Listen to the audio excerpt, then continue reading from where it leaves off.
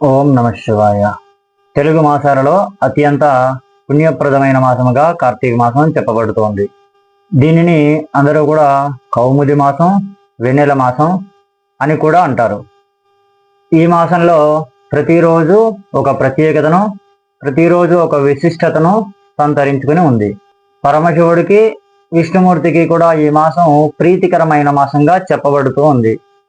ఈ మాసంలో చేసే నదీ స్నానాలు, దీపారాధనలు, జపాలు, దానాలు, నోములు, ఉపవాసాలు, వ్రతాలు, పురాణ శ్రవణాలు, పురాణ పఠనాలు ఇవన్నీ కూడా విశేషమైనటువంటి ఫలితాలు ఇస్తాయి అని ఆధ్యాత్మిక గ్రంథాలు చెబుతూ ఉన్నాయి.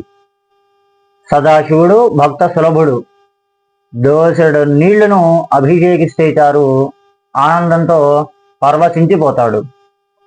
పిడికెడు మారేడు దళములను సమర్పిస్తే ఆనందంతో మురిసిపోతాడు. అంకిత భావంతో శివ, శంకర అని పిలిస్తే చాలు కరుణతో కరిగిపోతాడు. అలుచట ఎరుగగా పరుగు పరుగున కదలి వస్తాడు.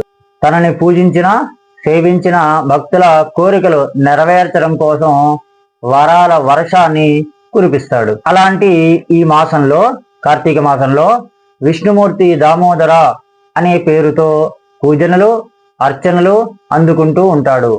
భక్తుల కోరికలు నెరవేర్చడం గురించి శివుడితో పోటీ పడుతూ ఉంటాడు. ఇక వ్రతాలు, నోములు పేరులతో అటు లక్ష్మీదేవి, ఇటు పార్వతీదేవి కూడా పూజలు, నోములు కూడా అందుకుంటూ ఉంటారు. స్త్రీలు కోరుకునే సౌభాగ్యాన్ని, సిరి సంపదలను కూడా అందిస్తూ ఉంటారు అటు పార్వతీదేవి, ఇటు లక్ష్మీదేవి. వాళ్ళ అనుగ్రహాన్ని తేలికగా అందించే శక్తివంతమైన మాసం ఈ కార్తీక మాసం. ఎన్నో యజ్ఞాలు, యాగాలు, జపాలు చేయడం వలన వచ్చే ఫలితం ఈ కార్తీక మాసంలో చిన్నపాటి పూజలు, నోములు, వ్రతాలు, అభిషేకం చేయడం వల్ల కలుగుతాయి. ఆ విషయాన్నే మన శాస్త్రాలు కూడా స్పష్టం చేస్తూ ఉన్నాయి. అందువలన అడుగడుగున ఆధ్యాత్మిక పరిమళాన్ని వెదజల్లే ఈ కార్తీక మాసంలో భగవంతుడి అనుగ్రహాన్ని పొందే అవకాశం ఎట్టి పరిస్థితుల్లోనూ కూడా వదులుకోకూడదు. కార్తీక మాసంలో అత్యంత పుణ్యప్రదమైనదిగా పురాణ పఠనము, పురాణ శ్రవణము కనిపిస్తూ ఉంది. అందులో ముఖ్యంగా ఈ కార్తీక మాసంలో కార్తీక పురాణము చదవడం వలన విశేషమైనటువంటి ఫలితములు లభిస్తాయి. కార్తీక మాసం యొక్క విశిష్టతను మనకి పురాణాలలో కూడా కనిపిస్తూ ఉంటాయి. కార్తీక మాసం యొక్క గొప్పతనం ఏమిటి? ఈ పురాణంలో విశేషతను ఎవరు ఎవరితో చెప్పారు? ఈ పురాణంలో దాగిన అంశములు ఏమిటి? ఈ పురాణం, కార్తీక పురాణం చదవడం వలన, వినడం వల్ల ఎటువంటి ఫలితములు కలుగుతాయి అనేది మనం ఇప్పుడు చిన్న కథల రూపంలో తెలుసుకుందాం.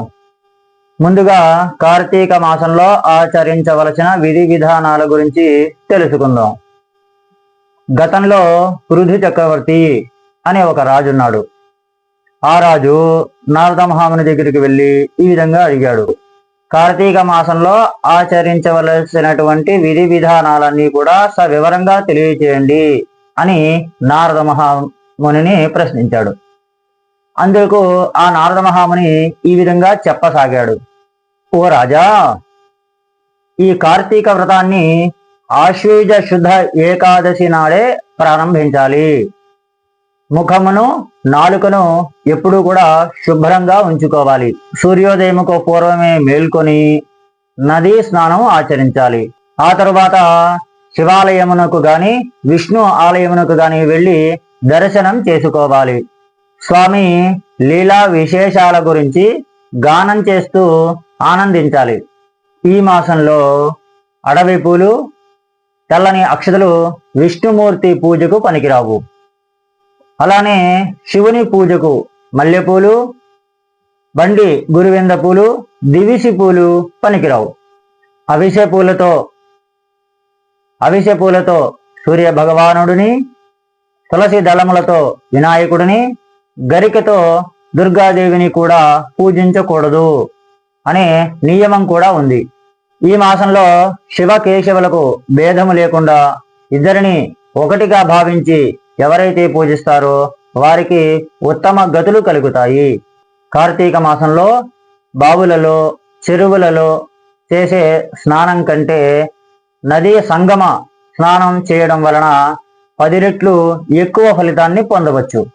ఈ మాసంలో పితృతర్పణం చేయడం వలన వాటిలో ఎన్ని నువ్వులైతే ఉంటాయో అన్ని సంవత్సరములు కూడా పితృదేవతలు స్వర్గంలో ఉంటారు.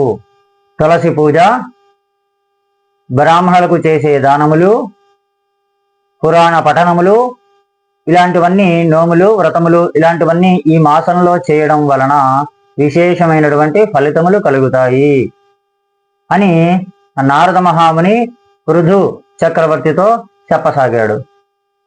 ఇంకా నారద మహాముని కార్తీక వ్రతంలో ఆచరించవలసినటువంటి నియమాలను కూడా పృథు చక్రవర్తితో చెబుతూ ఉన్నాడు. కార్తీక వ్రతాన్ని ఆచరించేవారు శాకాహారం మాత్రమే స్వీకరించాలి. ఏ విషయంలోనైనా ఎవరిని కూడా నిందించరాదు. విష్ణు వ్రతం చేసేవారు గుమ్మడికాయ, పుచ్చకాయ, వంకాయ వంటి వాటిని తినకూడదు. ఉసిరికాయ అసలే తినకూడదు. ఆకులలోనే భోజనం చేయాలి. బ్రహ్మచర్యాన్ని పాటించాలి. నేలపైన మాత్రమే నిద్రించాలి. కార్తీక వ్రతాన్ని ఆచరించే వారి దరిదాపులకు కూడా యమభటులు రారు. ఈ వ్రతాన్ని ఆచరించిన వారు వైకుంఠ లోకానికి చేరుకుంటారు. యజ్ఞ యాగాదులకు మించిన ఫలితం ఈ కార్తీక వ్రతం ఆచరించడం వలన కలుగుతుంది. కార్తీక వ్రతాన్ని ఆచరించే వారి కనుచూపు మేరకు కూడా భూత ప్రేతాలు సంచరించలేవు. ఎన్నో తీర్థయాత్రలు చేయడం వలన వచ్చే ఫలితం ఈ కార్తీక వ్రతాన్ని ఆచరించడం వలన పొందగలుగుతారు. కార్తీక శుద్ధ చతుర్థి నాడు ఉద్యాపన చేయాలి. లక్ష్మీ విష్ణుమూర్తులని పూజించాలి. లక్ష్మీ విష్ణుమూర్తులకు ఇష్టమైనటువంటి నైవేద్యాలు సమర్పించాలి. ఆ తర్వాత మరుసటి రోజున బ్రాహ్మణ సమారాధన జరిపించి ఆ తర్వాత భోజనం చేయాలి.